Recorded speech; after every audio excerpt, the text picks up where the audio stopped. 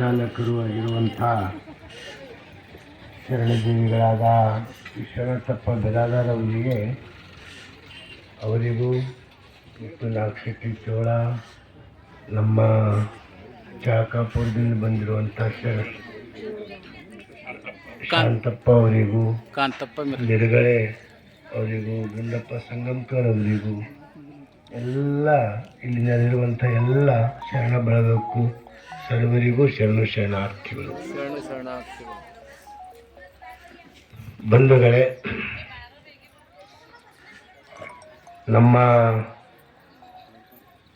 ನಾವೆಲ್ಲರೂ ಬಸವಣ್ಣನ ಮಕ್ಕಳು ಇದ್ದೀವಿ. ನಾವೆಲ್ಲರೂ ಬಸವಣ್ಣನ ವಾರಸ್ದಾರಿದ್ದೀವಿ. ಬಸವ ತತ್ವ ಆಚರಣೆಯನ್ನು ನಾವು ಮೈಗೂಡಿಸ್ಕೋಬೇಕು. ಒಂದೊಂದು ಹೆಜ್ಜೆಯನ್ನು ಬಸವ ತತ್ವದ ಕಡೆ ನಾವು ಹೆಜ್ಜೆ ಇಟ್ಕೋತ ಹೋಗಬೇಕು. ಅಂದಾಗ ಮಾತ್ರ ನಾವು ಆ ಬಸವಣ್ಣನ ಕರುಣೆಗೆ ಪಾತ್ರ ಆಗ್ತೀವಿ. ಬಸವಣ್ಣನ ಅನುಯಾಯಿಗಳಾದ ನಾವೇ ಅವ್ರ ತತ್ವ ಫಾಲೋ ಮಾಡಲಿಲ್ಲ, ಬಸವಣ್ಣನವರ ವಾರಸ್ದಾರರಾದ ನಾವೇ ಅವ್ರ ತತ್ವ ನಮ್ಮ ಆಚರಣೆಯಲ್ಲಿ ತರಲಿಲ್ಲ ಅಂದರೆ ಬೇರೆಯವ್ರು ಯಾರು ತರ್ತಾರ? ನೀವೇ ಹೇಳಿ. ಯಾರೂ ತರಲಿಕ್ಕೆ ಸಾಧ್ಯ ಇಲ್ಲ. ನಾವೇ ಮಾಡಬೇಕು. ಆ ತತ್ವವನ್ನು ನಾವೇ ಬೆಳಗಿಸ್ಬೇಕು, ನಾವೇ ಜೀವನದಲ್ಲಿ ಆಚರಿಸಬೇಕು, ಅನುಸರಿಸಬೇಕು. ಬಸವ ತತ್ವ ಅಂದರೆ ಹೇಳೋದು ಅಲ್ಲ, ಅದು ಕೇಳೋದು ಅಲ್ಲ. ಬಸವ ತತ್ವ ಅಂದರೆ ಅದು ಬದುಕೋದದ ಅನ್ನೋದು ನಾವು ಅರ್ಥ ಮಾಡ್ಕೋಬೇಕು. ಅದು ಬದುಕಲಿಕ್ಕೆ ನಮಗೆ ಕೊಟ್ಟಾರ. ಬಸವಣ್ಣನ ತತ್ವ ಇದು ಬದುಕಲಿಕ್ಕೆ ಸರಳವಾದ ಬದುಕು, ಸಹಜವಾದ ಬದುಕು. ನಾವು ಆಚರಣೆಯನ್ನು ಮಾಡಬೇಕೀಗ. ಆದರೆ ಇತ್ತೀಚಿನ ದಿನಗಳಲ್ಲಿ ಸಹಜತೆಗೆ, ಸರಳತೆಗೆ ಬೆಲೆ ಇಲ್ಲದಂಗಾಗ್ಯ. ಆಡಂಬರಕ್ಕೆ ಬಹಳ ಬೆಲೆ ಕೊಡ್ತಾ ಇದ್ದಾರೆ. ತಿಳಿಲಾರ್ದವ್ರಿಗಿಂತ ಹೆಚ್ಚು ಓದಿದವರೇ ಆಡಂಬರಕ್ಕೆ ಹೆಚ್ಚು ಮಹತ್ವ ಕೊಡ್ತಾ ಇದ್ದಾರೆ. ಈಗ ಕೆಲವು ವರ್ಷದಿಂದ ಲಿಂಗಾಯತರಲ್ಲಿ ಯಾರಲ್ಲಿನೂ ಹೋಮ ಹವನ ನಡೀತಿದ್ದಿಲ್ಲ. ಈಗ ಲಿಂಗಾಯತರ ಮನೆಗಳಿಗೆ ಹೋಮ ಹವನ ನಡೀತಾ ಇದ್ದಾವೆ.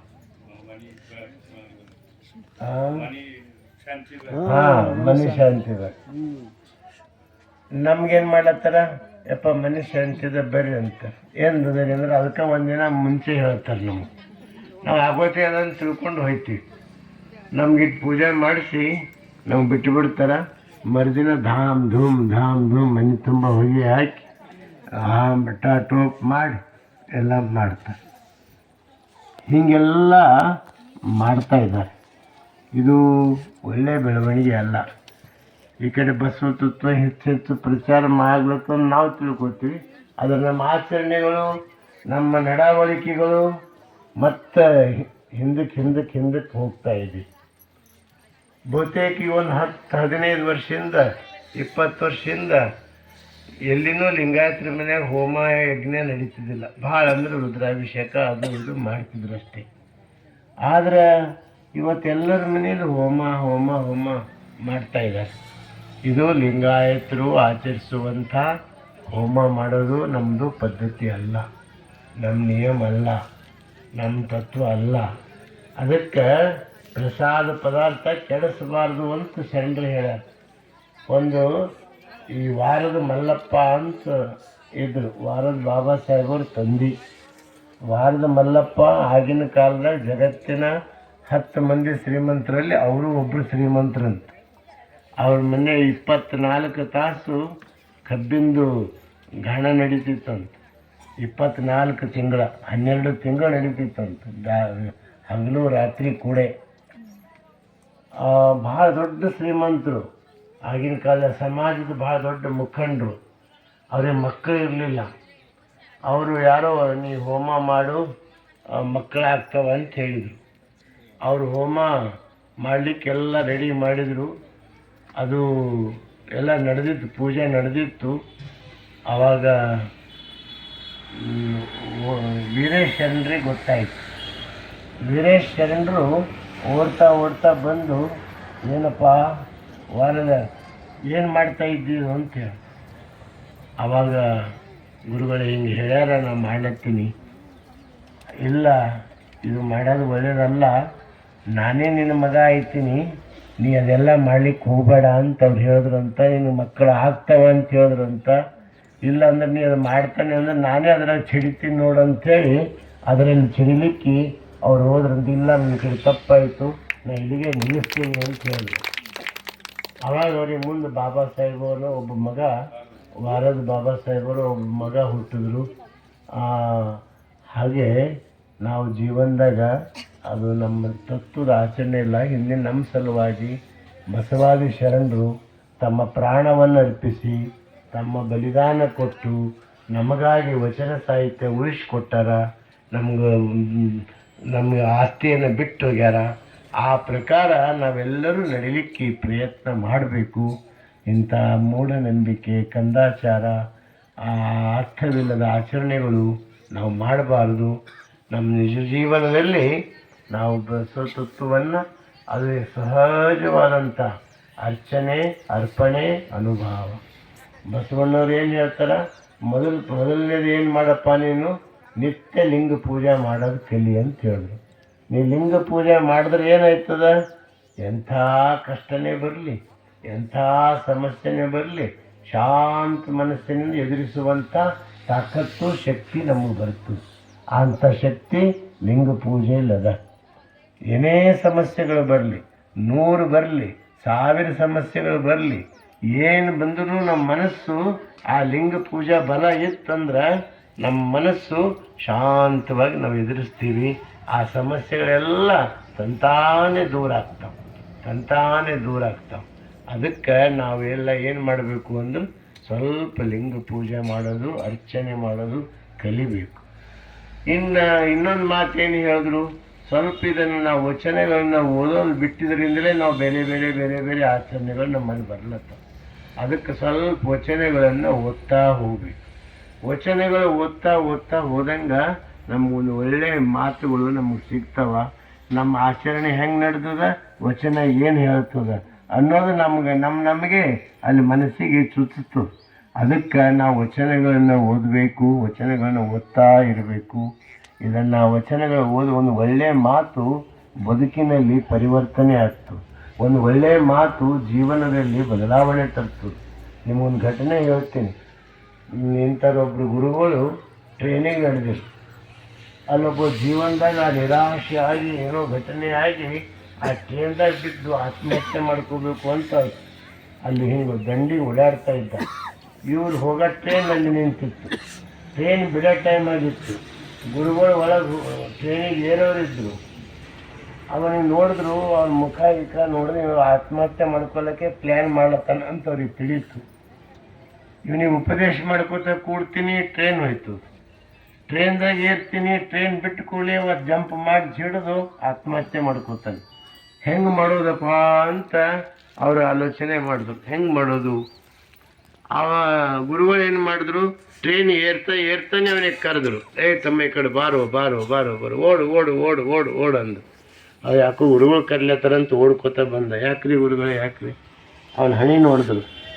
ತಮ್ಮ, ನಿನ್ನ ಹಣ್ಯಾಗ ದೊಡ್ಡ ರೇಷೆ ಅದ, ನೀ ಭಾಳ ದೈವಾನಿದ್ದೀನಿ, ಮುಂದೆ ಭಾಳ ದೊಡ್ಡ ಮನುಷ್ಯ ಐತಿ ನೋಡು ಅಂತಂದ್ರು. ಆತಂದ್ರು. ಅವ್ರು ಟ್ರೈನ್ ಬಿಟ್ಟು ಹೋದ್ರು. ಇವ ಆತ್ಮಹತ್ಯೆ ಮಾಡ್ಕೊಳ್ಳೋ ಬಂದ ಗುರುಗಳು, ನನ್ನ ಹಣ್ಯಾಗ ದೊಡ್ಡ ರೇಷೆ ಅದಂತ, ನಾ ದೊಡ್ಡ ವ್ಯಕ್ತಿ ಐತ ಅಂತ ನೋಡ, ಇನ್ನೊಂದು 10 ವರ್ಷದ್ದು ನೋಡ್ತೀನಿ, ಯಾಕೆ ಸಾಯ್ಲಿ ಅಂತ ಅವ ವಾಪಸ್ ಹೋದವ. ಅಂದ್ರೆ ಯಾರು ಆತ್ಮಹತ್ಯೆ ಮಾಡ್ಕೊಲಿಕ್ಕೆ ಬಂದವ ಒಂದು ಒಳ್ಳೆ ಮಾತು ಅವನ ಜೀವವನ್ನು ಬದುಕಿಸ್ತು.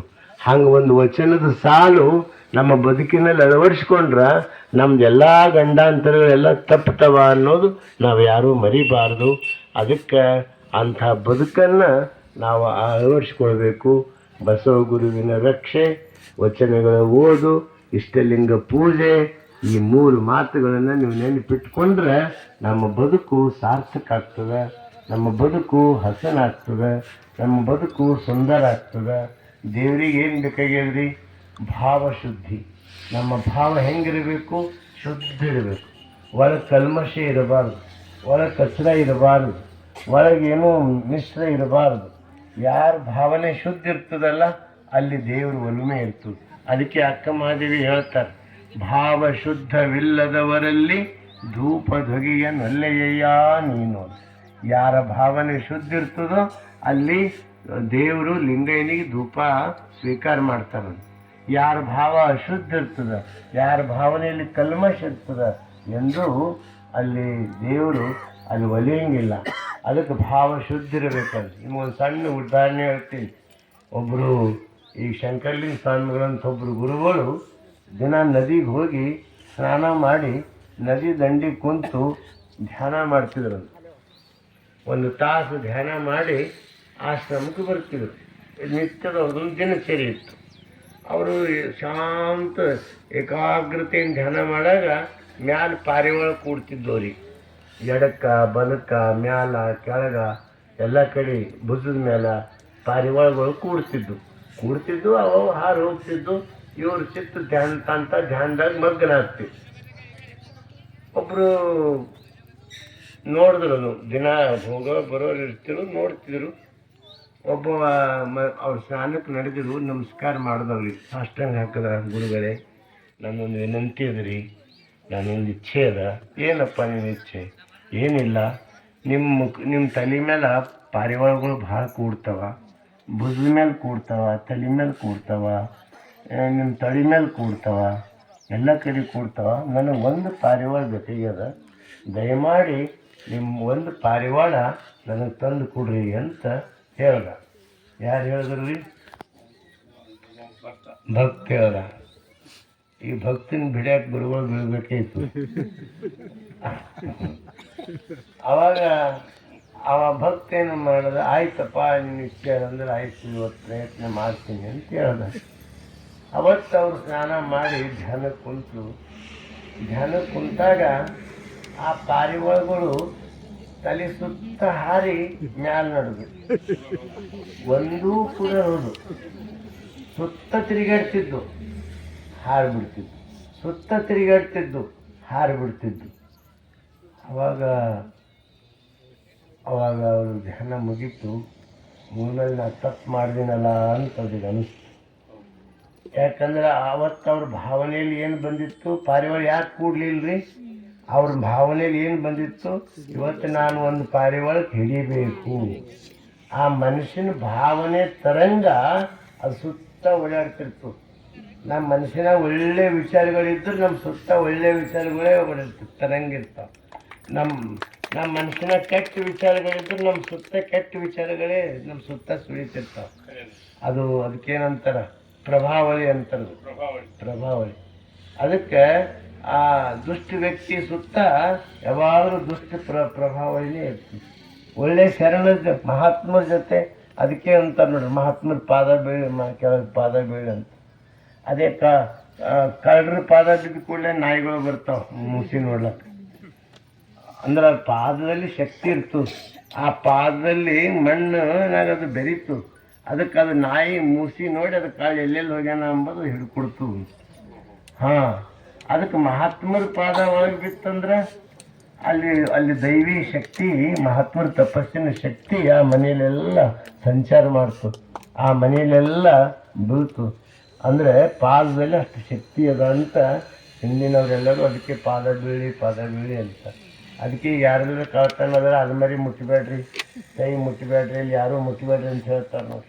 ಯಾಕಂದ್ರೆ ಅದು ಮುಟ್ಟಿದ್ರೆ ಮತ್ತದು ಅವ್ರದ್ದು ಹೋಗ್ಬಿಡ್ತು, ಈ ಮುಟ್ಟಿದವ್ರದ್ದು ಇದು ಆಯಿತು. ಅದಕ್ಕೆ ಅದೆಲ್ಲ ಅದು ಕಂಡು ಹಿಡಿಲಿಕ್ಕೆ ಸರಳದ. ಅದಕ್ಕೆ ನಮ್ಮ ಶಕ್ತಿ ಎಲ್ಲಿರ್ತದೆ ಅಂದ್ರೆ ಕೈ ಮತ್ತು ಪಾದದಲ್ಲಿ ಎರಡೂ ಕಡೆ ಶಕ್ತಿ ಇರ್ತದೆ. ಆ ದೈವಿ ಶಕ್ತಿ ಎರಡೂ ಕಡೆ ಇರ್ತದೆ ಕೈಯಲ್ಲಿ. ಅದಕ್ಕೆ ರಾಮಕೃಷ್ಣ ಆಶ್ರಮದ ಪರಮಹಂಸರು ವಿವೇಕಾನಂದರಿ ಹಸ್ತಮಸ್ತ ಸಂಯೋಗ ಮಾಡಿದಾಗ ಅವ್ರ ಶಕ್ತಿ ಅವ್ರಿಗೆ ಬಂತು ಅಂತ ಹೇಳ್ತಾರೆ. ಹಂಗೆ ದೈವಿ ಶಕ್ತಿ ಅನ್ನೋದು ಹಸ್ತಮಸ್ತಕ ಸಂಯೋಗ ಅನ್ನೋದು ಅದು ಭಾಳ ಮಹತ್ವದ್ದಿರ್ತದೆ. ಹಂಗೆ ಅವತ್ತು ಆ ಭಾವನೆಯಲ್ಲಿ ಕಲ್ಮಶ ಬಂದಿತ್ತು ಅಂತ ತಿಳ್ಕೊಂಡು ಪಾರಿವಾಳ ಎಲ್ಲ ಕಡೆ ಅವತ್ತು ಕುಂತಿಲ್ಲ. ಯಾಕೆ ಅವ್ರ ಸುತ್ತ ಇರೋದು ಸ್ವಲ್ಪ ಕಲ್ಮಶ ಪ್ರಭಾವಳಿ ಬೆರ್ತಿತ್ತು. ಅವಾಗ ಗುರುಗಳು ಅಂದರು, ನನ್ನ ಶಿಷ್ಯನ ಬಿಡಕ್ಕೆ ಬಿದ್ದು ನಾ ತಪ್ಪು ಮಾಡಿದ್ದೀನಲ್ಲಪ್ಪ ಅಂತ ತಿಳ್ಕೊಂಡು ಮತ್ತೆ ಮಾರನೇ ದಿವಸ ಶುದ್ಧ ಮನಸ್ಸಿನಿಂದ ಅವ್ರು ಧ್ಯಾನ ಕೂಡ್ಲಕ್ಕೆ ಪ್ರಾರಂಭ ಮಾಡಿದ್ರು, ಮತ್ತು ಪಾರಿವಾಳ ಯಥಾ ಪ್ರಕಾರ ಕೂಡ್ಲಕ್ಕೆ ಪ್ರಾರಂಭ ಮಾಡಿದ್ರು. ಹಂಗೆ ನಮ್ಮ ಜೀವನದಾಗ ನಮ್ಮ ಭಾವ ಶುದ್ಧ ಇತ್ತಂದ್ರೆ ಪರಮಾತ್ಮನ ಒಲುಮೆ, ಅವನ ಕರುಣೆ ತಂತಾನೇ ಬರ್ತದೆ. ಅದಕ್ಕೆ ನಮ್ಮ ಭಾವನೆಯಲ್ಲಿ ಶುದ್ಧ ಇರಬೇಕು, ನಮ್ಮ ಭಾವನೆಯಲ್ಲಿ ಕಲ್ಮಶ ಇರಬಾರ್ದು. ನಮ್ಮ ಭಾವ ಶುದ್ಧಿ ಇತ್ತಂದ್ರೆ ಆ ಪರಮಾತ್ಮನ ಒಲುಮೆ ತಂತಾನೇ ಬರ್ತದೆ. ಈ ಒಂದು ಮನ್ಯಾಗ ಒಂದು ಕುರಿ ಇತ್ತಂತ, ಒಂದು ಆಕಳು ಈರಿತ್ತಂತ. ಒಂದು ಕುರಿ ಇತ್ತು, ಒಂದು ಆಕಳು ಈರಿತ್ತಂತ. ಆಕಳು ಕರು ಆ ಮನೆ ಹುಡುಗರೆಲ್ಲ ಕುರಿ ಮರಿಗೆ ತಿನ್ನಿಸ್ತಿದ್ರು ಅಂತೆಲ್ಲ. ಅದು ಎಲ್ಲ ಅದು ಇದು ಕಟ್ ಮಾಡಿದ್ದು ಆ ಕುರಿ ಮರಿಗೆ ತಿನ್ನಿಸ್ತಿದ್ರು. ಅದು ಇದು ಆಕಳು ಮೇಯ್ದು ಬಂದು ಮನೆಗಿನವ್ರು ಎಲ್ಲ ಚಲೋ ನೋಡ್ಕೋತಾರೇನೋ ಅಂತ ಕೇಳ್ತಿತ್ತಂತ. ಆಕಳು ಕರು ಅಂತ ಕೇಳ್ತಂತ, ಕರು ಅಂತಂತ ಏನು ನೋಡ್ಕೊಂಬೋದು, ಎಲ್ಲ ಕುರಿ ಕರಿನೇ ನೋಡ್ತಾರೆ, ಎಲ್ಲ ಕುರಿ ಮರಿಗೆ ತಿನ್ನಿಸ್ತಾರೆ. ಅವಾಗ ಅದು ಅಂತಂತ, ನೀ ಕುರಿ ಕಡಿ ನೋಡ್ಲಿಕ್ಕೆ ಹೋಗಬೇಡ, ನಿನಗೆ ಅರ್ಥ ಆಗಲ್ಲದು. ಅವ್ರು ಯಾಕೆ ತಿನ್ನಿಸ್ತಾರೆ ಅಂಬಂದು ನಿನಗೆ ಗೊತ್ತಿಲ್ಲದು. ನೀ ಸುಮ್ಮನೆ ಕೂಡು, ನಾ ಬಂದು ನಿಂಗೆ ಅಲ್ತಿ ತುಂಬ ಹಾಲು ಕುಡಿಸ್ತೀನಿ ಅಂತ ಹೇಳ್ತದೆ. ಅವಾಗ ಒಂದು ದಿವಸ ಅದು ಆಕಳು ಮೇಯ್ದು ಬರೋವಾಗ ಕರು ಗದ್ದು ನಡುಗ್ಲತ್ತಿತ್ತು. ಅವಾಗ ಯಾಕೆ ನಡುಗ್ಲತ್ತಿದ್ವಿ, ಏನಾಗ್ಯದ? ಇಲ್ಲ, ಯಾಕೆ ಕೈಯಿಂದ ತಿನ್ನಿಸಿರೋ, ಯಾಕೆ ಕೈಯಿಂದ ಅದಕ್ಕೆ ಉಣಿಸಿರೋ, ಅದೇ ಕೈಯಿಂದ ಒಂದ್ರಾಗ 4 ಮಾಡಿದ್ರು ಅದಕ್ಕೆ ಅಂತ ಹೇಳಿದ್ರು. ಅವಾಗ ಅದಂತಂತ, ಈಗ ಅರ್ಥ ಆಯ್ತಲ್ಲ ನಿನಗೆ, ಅದಕ್ಕೆ ಯಾಕೆ ನಿನಗೆ ಆಗ ಸಿಟ್ಟು ಬರ್ಲತ್ತಿತ್ತು, ನನ್ನ ಕಡೆ ಯಾರು ನೋಡಲ್ರ ಅಂತೇಳಿ. ಅವ್ರದ್ದು ಯಾಕೆ ನೋಡ್ಲತ್ತಿರು, ಅಲ್ಲಿ ಅವ್ರ ಭಾವನೆಯಲ್ಲಿ, ಅಲ್ಲಿ ಭಾವನೆಯಲ್ಲಿ ಶುದ್ಧ ಇದ್ದಿಲ್ಲ. ಅಲ್ಲಿ ಅವ್ರ ಸ್ವಾರ್ಥ ಇತ್ತು, ಭಾವನೆಯಲ್ಲಿ ಸ್ವಾರ್ಥ ಇತ್ತು. ಅದಕ್ಕೆ ನಾನು ನಿನಗೆ ನಿಸ್ವಾರ್ಥದಿಂದ ಹಾಲು ಕುಡಿಸ್ತೀನಿ, ಇಲ್ಲಿ ನಿಸ್ವಾರ್ಥದ ಅಲ್ಲಿ ಸ್ವಾರ್ಥದ ಅಂತ ಹೇಳ್ತಂತ.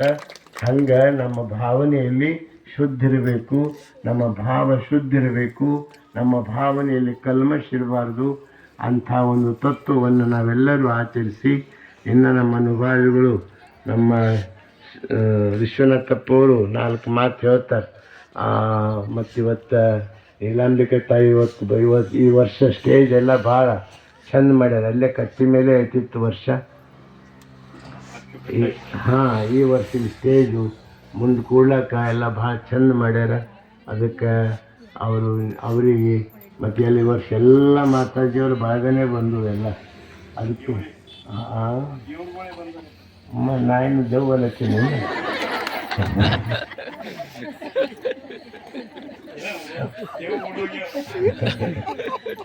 ನಾವು ದೇವರಂತ ತಿಳ್ಕೊಂಡಿದ್ದೀವಿ. ಅದಕ್ಕೆ ಎಲ್ಲ ದೇವರುಗಳ ಸ್ವರೂಪ ಜಂಗಮರು. ಬಸವಣ್ಣ ಸಿದ್ಧಾಂತದಲ್ಲಿ ಯಾರು ಚೈತನ್ಯ ಜಂಗಮರು ಬರ್ತಾರಲ್ಲ ಅವರೇ ನಿಜವಾದ ದೇವರು. ದೇವರನ್ನೋದು ಬೇರೆ ಮತ್ತೆ ಯಾರಿಲ್ಲ. ದೇವರನ್ನೋದು ಉಣ್ಣೋದು ತಿನ್ನೋರೇ ನಿಜವಾದ ದೇವರು.